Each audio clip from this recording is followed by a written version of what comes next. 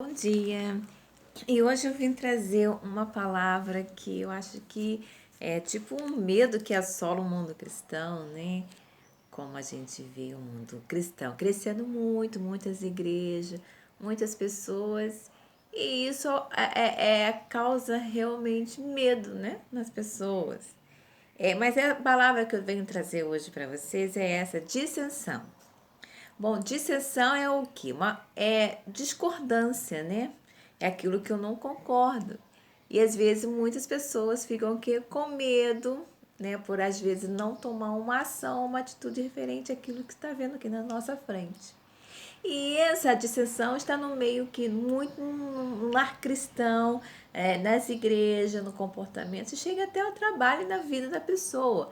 Se a pessoa não tiver um entendimento, é uma orientação de Deus, uma orientação até de uma pessoa com mais educado, ou até um próprio psiquiatra ou psicólogo mesmo.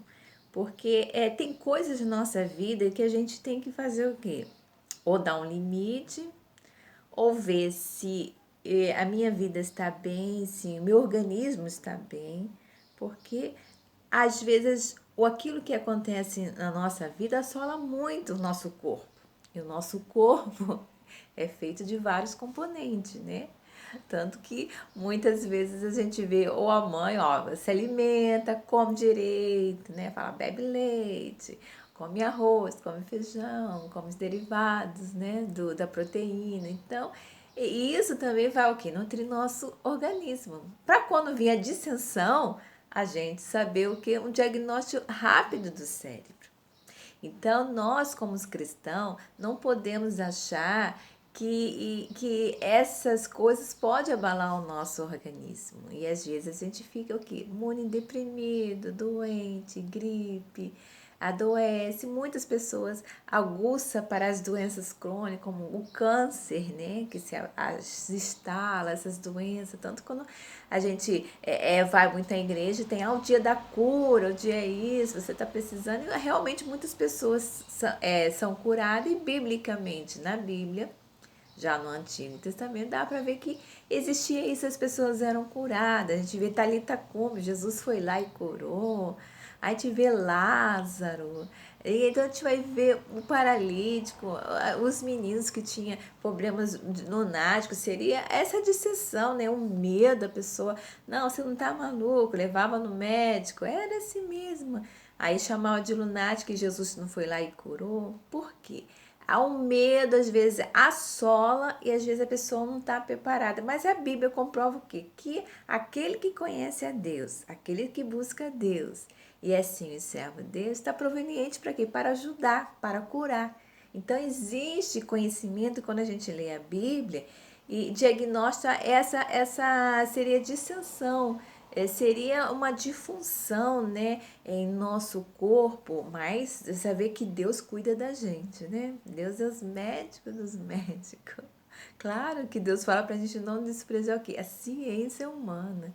Para a gente recorrer, sim, ao médico, vai recorrer à igreja, vai recorrer ao irmão que tem uma boa oração, que tem um poder de cura e vai curar. E a gente pode ver muitas curas através também de louvores, né?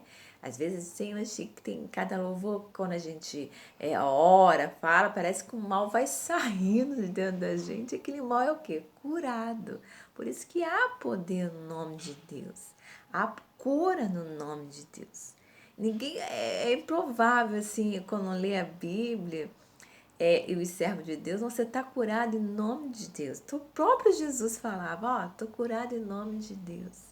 Então, a cura proveniente de todos os males e chagas na nossa vida. Eu imagino quando Jesus curou aquele paralítico, né? Uma pessoa paralítica não andava, é muito poder. Então, a gente não pode achar que isso acontece hoje na nossa atualidade. Então, essas coisas aconteciam com as pessoas. Então, não é para a gente se assustar. Por quê? Por quê? Porque os cristãos, muitos cristãos, servos de Deus, se connotam pessoas diferentes, dominantes, pessoas felizes. E tem as pessoas que não querem aceitar a Deus. Tem pessoas que não querem aceitar o evangelho. Tem pessoas que não querem estar em comunhão com a igreja, não aceita as regras da igreja. E aí se infiltra às vezes no meio dos cristãos, seja até em vários eventos que tem por aí, e começa a atingir o que? Os crentes. E isso é bíblico. Então, quando a gente entende essas coisas, a gente tem que se preparar. E aí, preparar o que? O nosso organismo, a nossa mente, a nossa alimentação, como é que a gente está com a nossa saúde. Isso engloba até as leis de direitos civis, como o governo, o próprio governo brasileiro, né? Tem o SUS, né? Tem aqueles ali que você pode ir lá, é de graça. Né? Quando você não tem, está desempregado, uma crise, ou quando você pode, você vai procurar o quê? Os melhores médicos. Então existia aqui também, eu imagino Thalita, o pai era rico, poderoso, procurou os melhores médicos. Tanto que da parte de Thalita Come, era de Israel, eles procuraram os melhores médicos, sabe de onde? De Damasco, para poder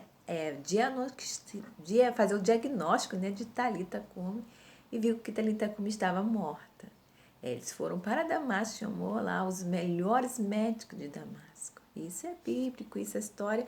Damasco tem como provar, essa história é verídica de Thalita Come.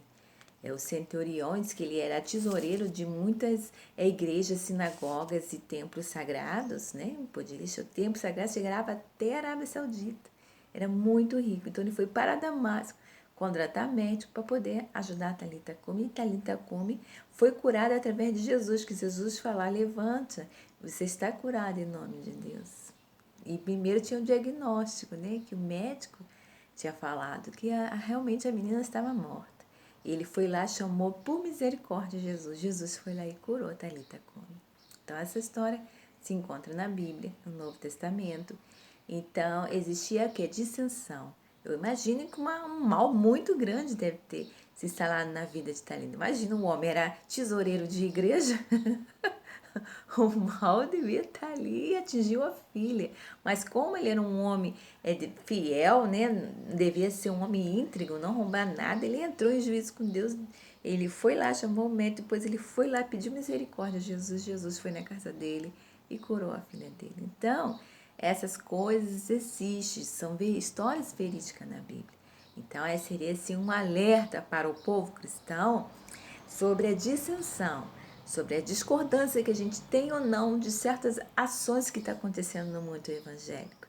Então a gente tem que se resguardar como pessoa, se resguardar como cristão e confiar mais em Deus, porque com Deus nós podemos todas as coisas realmente, até de se dar-se aquela continuidade de vida. Eu mesmo tive uma experiência com essa. Quando minha filha ficou doente, adoecida, eu ali cristã, trabalhava, né? Eu tinha sempre à minha frente, quando alguém falava que eu era cristã, eu nunca neguei que eu era cristã.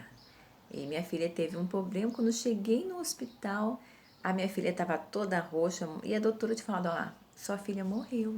E eu falei: que? Imagina uma mãe, primeira filha, o estudo que eu tinha feito. A doutora falou isso. Isso foi num hospital muito renomado aqui no Rio de Janeiro. E a doutora tinha falado, uma equipe de 5 médicos chegou para mim e falou: sua filha morreu.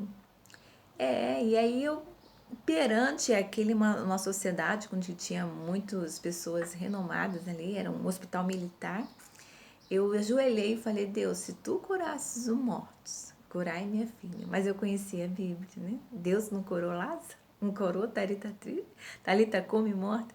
E aí depois, aí eles começaram a fazer uma embu e olhar, daqui a pouco, ó, Rafaela reviveu. O nome da minha filha, Rafaela reviveu. A Rafaela ficou internada ali uma semana. E eu não me hesitei de me ajoelhar e pedir a Deus. Então, isso também aconteceu comigo e, né, eu pude ver a graça de Deus na minha vida, e as pessoas ali viram aquela coisa deslumbrante mesmo, que a pessoa ter fôlego de vida. E eu gritei, né? Ali tinha mais de 20 pessoas, eu não queria nem saber, eu me ajoelhei. Imagine a doutora falar para você: sua filha morreu. Eu, o quê? Falei: não. Então, essas coisas acontecem. Isso aconteceu comigo.